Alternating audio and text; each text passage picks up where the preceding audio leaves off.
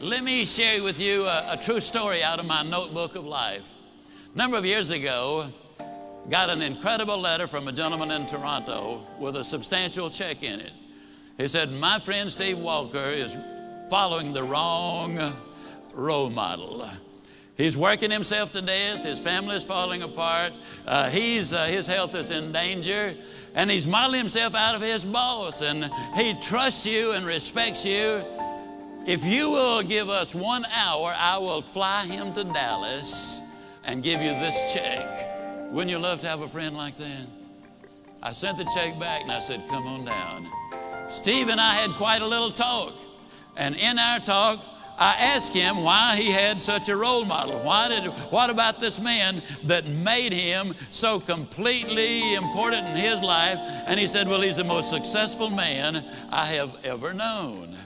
And I said, well, Steve, what do you call success? Now, it took several minutes for him to go down the list.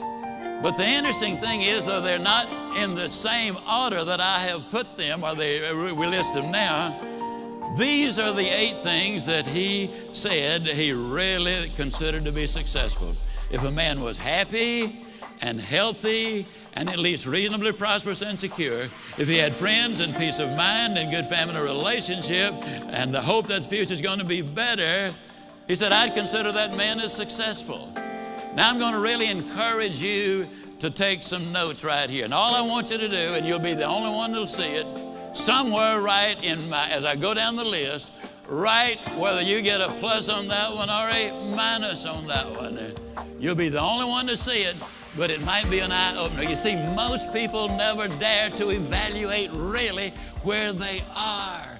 And you got to know where you are before you can really determine your chances of getting what you really want out of life.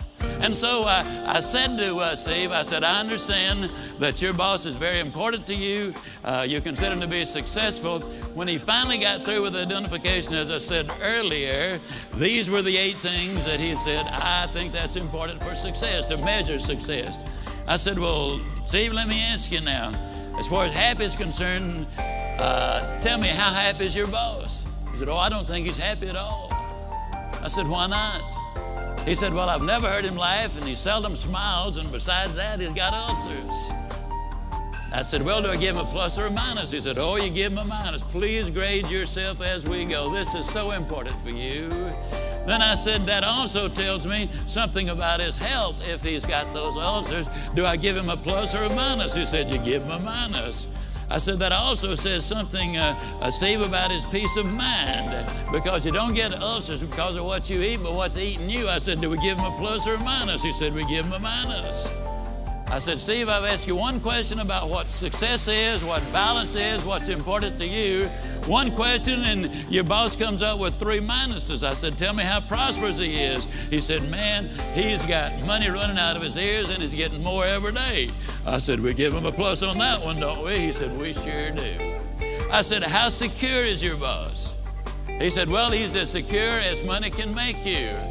And I said, well, Steve, let me ask you, did you read where 2 billionaire brothers here in Dallas went bankrupt? I said, how does your boss compare? Oh, man, he doesn't have that kind of money. Did you read where our ex-governor was worth $100 million at one point? He's now bankrupt. How does your boss compare? Oh, he doesn't have that kind of money. Now, understand, Steve equated security with corporate position and bucks in the bank.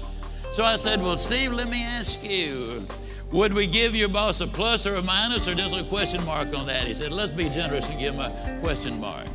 I said, how many friends does your boss have? I hope you're marking these for you. How many friends, real friends, does your boss have? He said, I don't think he's got any. I'm not his friend. I just happen to admire the guy. To tell you the truth, he's somewhat of a jerk. I said, okay, we give him a minus on that one. I said, tell me about his family. And he said, well, his wife's divorcing him. Well, that one's easy to answer. I said, how much hope does he have for the future? He said, well, before I started talking to you, I thought he had a lot. But right now, I don't think he's got any. Why did that statement come forth? Because for the first time, he had evaluated it.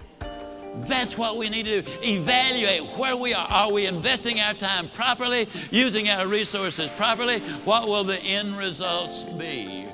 Well, then I said to Steve, when that was over, we give him the minus there. I said, Steve, of the 8 things that you consider marks of success, he gets 1, 2, 3, 4, 5, 6 minuses. He gets 1 plus and 1 question mark.